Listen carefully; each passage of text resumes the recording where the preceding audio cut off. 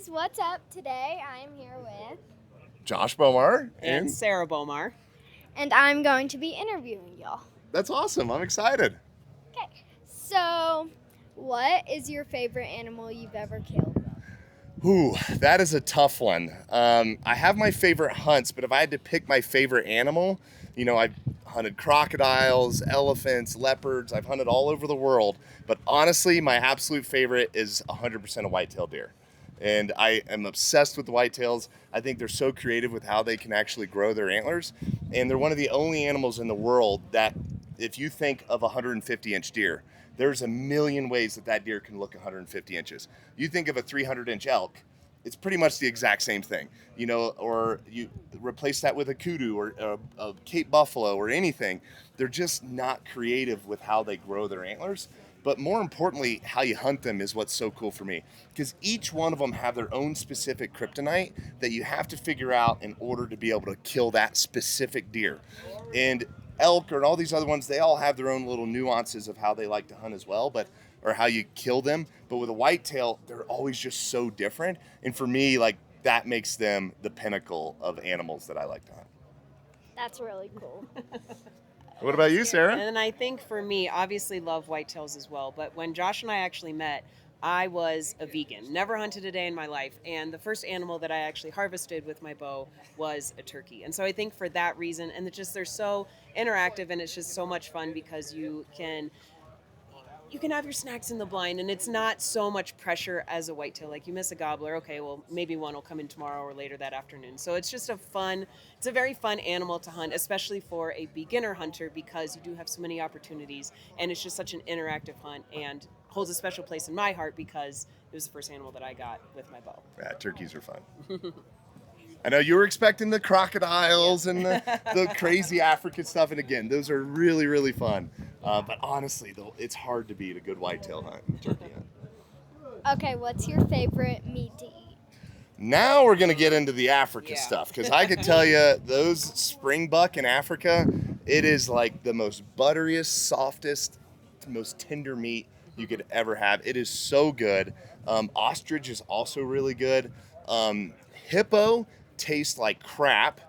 So if you're wondering what doesn't taste good, you'd think a big fat cow that lives in the water would be good, but they're actually really lean and they're gross. I was not a fan of that. Baboon also tastes terrible, because I shot one, so I was going to eat it. And it was horrible, just like what you would expect. But in terms of great tasting food, I mean, there's so many ways to prepare a good elk steak too. Moose is up there. But if I had to pick one, it's probably a springbuck. Sarah, what do you think would be your favorite? I would also say springbuck is really, really good. Tastes a lot like antelope or pronghorn here in the States. But kudu's amazing. Eland, almost any African animal is going to be incredible. If you guys ever see ostrich on a menu, order it, because it is one of the best steaks you will ever have. And you guys think ostrich is like a turkey, but it's actually not. It has one of the reddest meats in the world. It's almost purple. Like, it is crazy. It is so red. It is like the weirdest thing. It belongs in Jurassic World, not in our world. I'm telling you, it is a weird animal, but very unique meat as well. Okay, what bow do you shoot? I shoot right now. I'll actually show it. Let me grab it for you, because it's right here.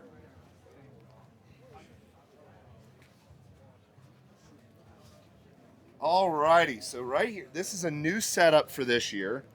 So this is a 90-pound Hoyt Alpha X2. So it's a real heavy, but I kind of running a V-bar system this year. I'm experimenting with this. I think most people will make fun of me for doing this, and I don't care, because if it shoots great, then that's all that matters to me. But man, it has been really shooting well. Super happy. And to do a quick bow breakdown, we've got the Hoyt, then we got the Ultra View. I'm testing this sight out. So far, so good. I mean, it's pretty darn impressive. I do like it. I got the Bomar Archery stabilizers, which I do like because they're very light but very strong. And I run a real heavy bow, and so I need a good stiff bar. Then I run, I think that's a Podium Peep, nose button, and a Trinity Hamsky rest, and the Bomar grip tape. But you want to feel how heavy it is? Oh gosh, that's heavy. Yeah, it's almost heavy. 10 pounds. So I found a heavy bow for me when it comes to weighing a bow down. Like a lot of guys, they'll set their bows up after they're warmed up. And for me, like as a hunter, I get up in the morning, it's dark, I'm going out hunting. I need that bow to be as steady and as perfect as possible the first shot. And so because I don't get to warm up if I'm going hunting in the morning. And so what I found, the heavier I go, up to about 9.5 pounds, I go a little heavier, it's too much. That pin just steadies so much on the first shot. You know, because I could be going out there hunting and taking my very first shot at 100 yards on an animal in Africa. I mean, it's got to be perfect. And so I found a heavy rig is definitely better than a light one. But Sarah has the complete opposite experience. She typically runs a lighter rig. Yeah, so I also shoot a Hoyt, and to be honest, Josh builds all my bows. So if you want a bow breakdown of my bow, I don't have my bow here, but I feel like we kind of run similar aspects and components to our bows. But yeah, I shoot a Hoyt as well. Oh wait, I already asked that. What's y'all's dream hunt? Oh, that's a great question, actually. So I would say a moose is my dream hunt. I've never got a chance to hunt a big moose yet. I just want to get one over 50 inches. I feel like that would be so cool. My dream hunt prior to that was like a Cape buffalo and a grizzly bear. And the red stag was a big dream of mine, going to New Zealand. And then hunting a crocodile was like on the top of my list. And I've been very fortunate to be able to pursue those dreams and accomplish a lot of them. But a moose has still eluded me. I haven't got a chance to do that yet.